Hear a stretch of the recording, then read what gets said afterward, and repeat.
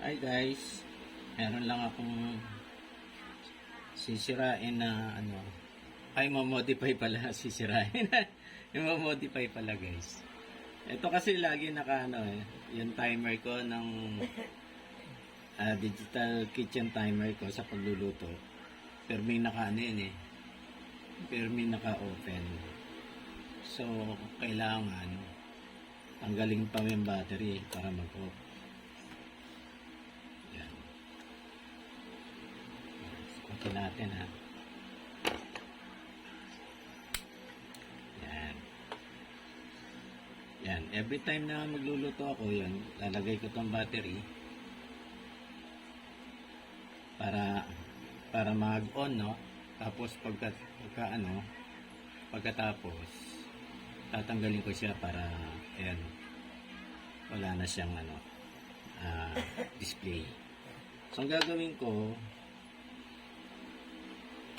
lalagyan ko siya ng switch para hindi ko natanggalin yung baterya. Ito, miniature switch.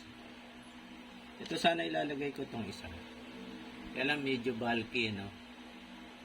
Medyo bulky siya. So, ito na lang siguro. Ito, yan, nahagilap ko lang to sa aking mga baul. Okay. Yan, tinanggal ko na yung battery. Ito, bubuksan ko na ngayon tong itong unit.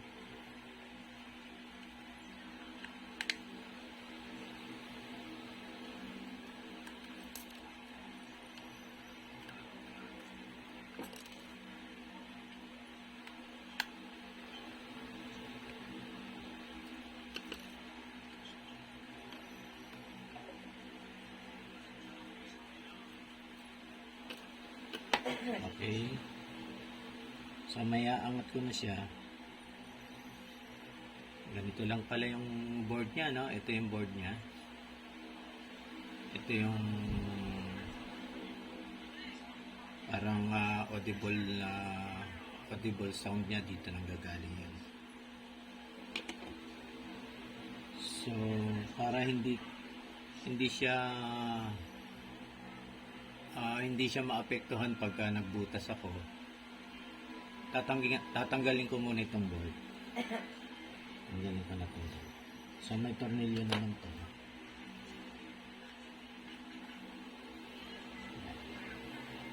Tanggalin ko na itong tornilyo.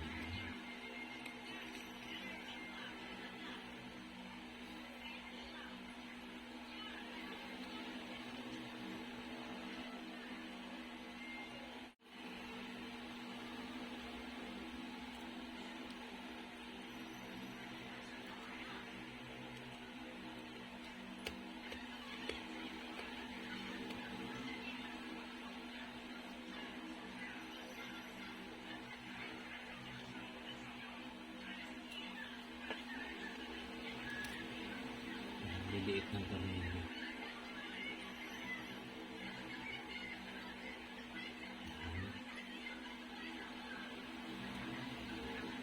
Tapos iaangat ko na itong dulo.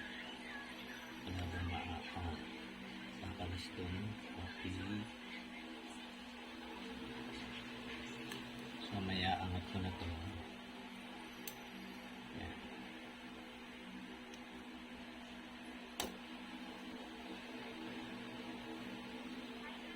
Ito na yung niya, circuito niya, ito yung display mo.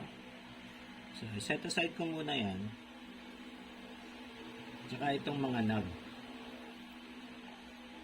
Itong mga knob, set aside ko na rin ito. Ito.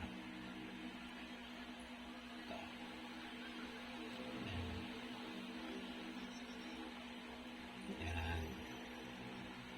Okay.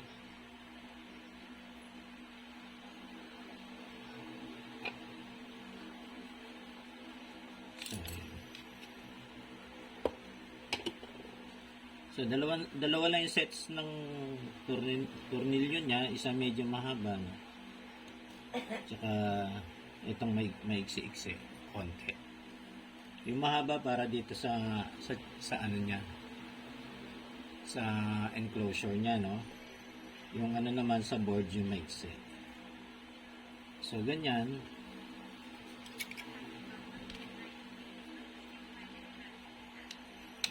Ganito ang itsura niya. So, bago ko siya kalasin, nilagyan ko na agad ng marker dito.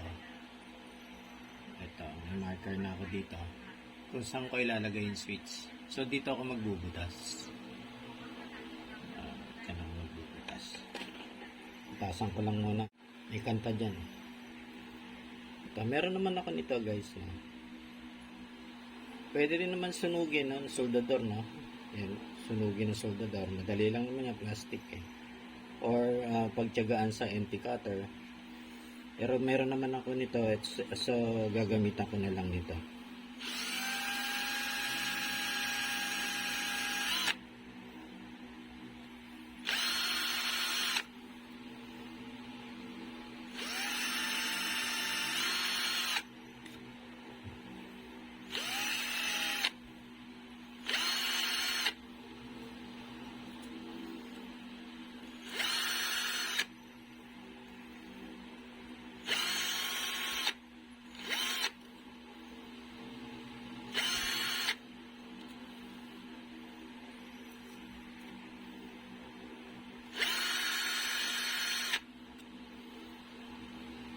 So, ayan, nabutasan ko na, no?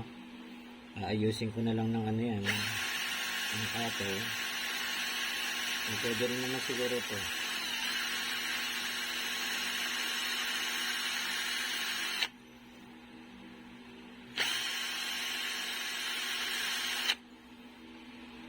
Yan, okay na. Mas madali. Tapos, ayusin. And guys, nabutasan ko na.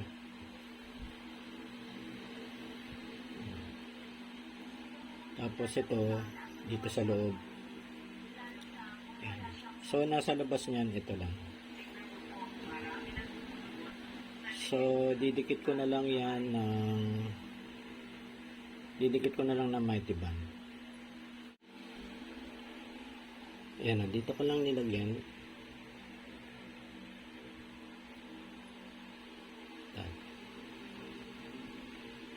Okay, ayan na. Ilagyan ko lang dyan sa magkabilang dulo. Tapos patuyin ko lang sandali. Kailanganin ko pala nitong dalawang alambre, no? Yan, nahilang ko na.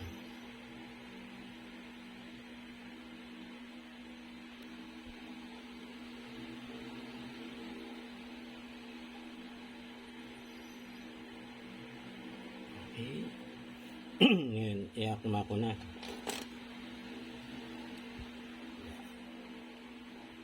Ano ko lang ito?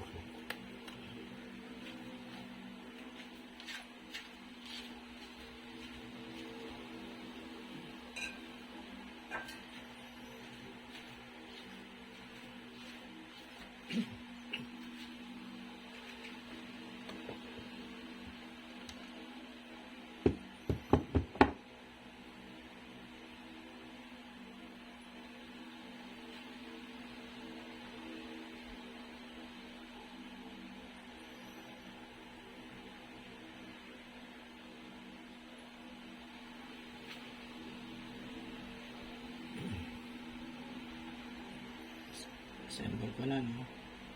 Palagay ko muna itong buton.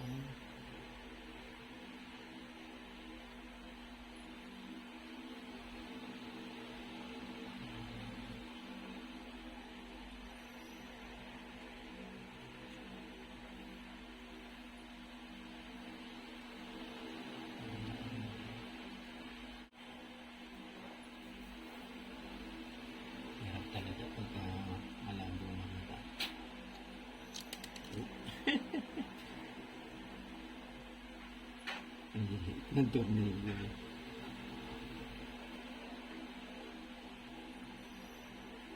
Yan. Ayaw makisama. Ang lagot pa.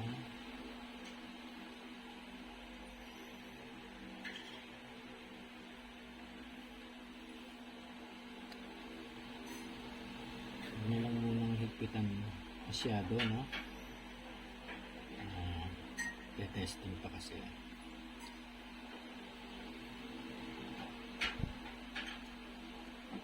Wow. Yan na naman tayo.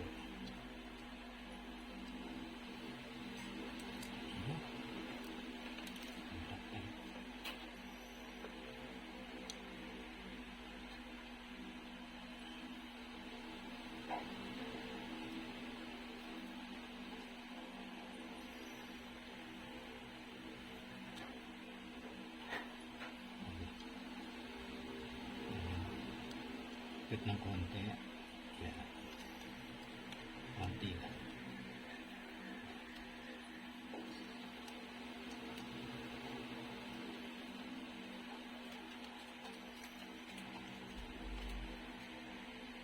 Okay.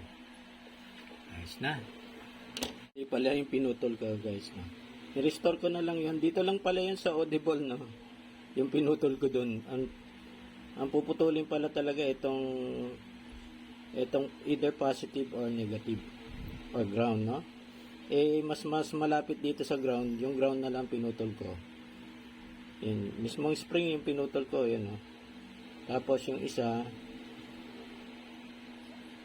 ng isang terminal ng ng isang wire ng switch dito ko hininang, yung isa naman dun sa dun sa spring. Okay?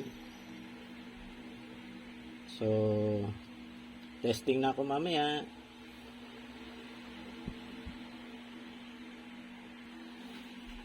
Yan, i-assemble ko muna, no?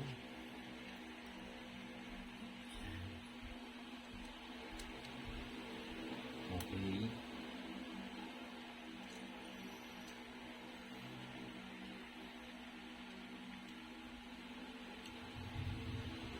Apat na tornilyo.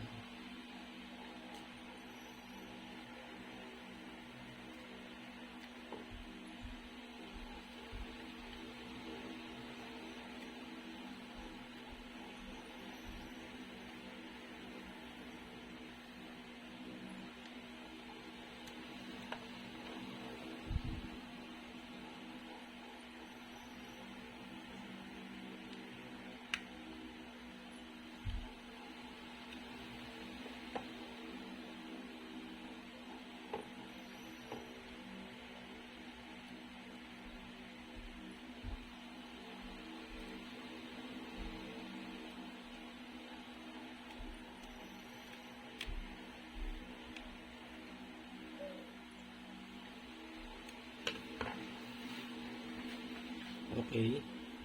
Tapos lagay ko na yung battery, no? Battery.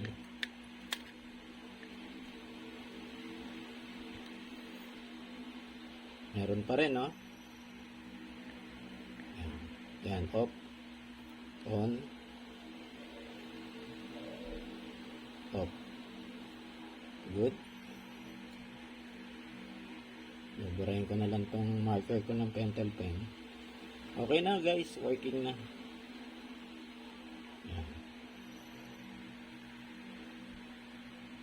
Okay. Kasi pag sinet nyo yan, halimbawa,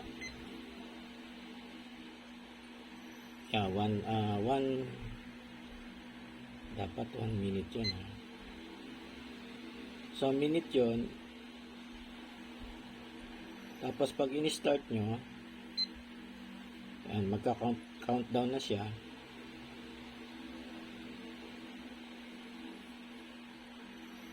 Stop. Tapos ang reset niyan, dalawa. Yan, 0-0. Or magka-count up kayo. Okay, tapos 0-0. Ngayon, pag hindi nyo nagagamitin, off.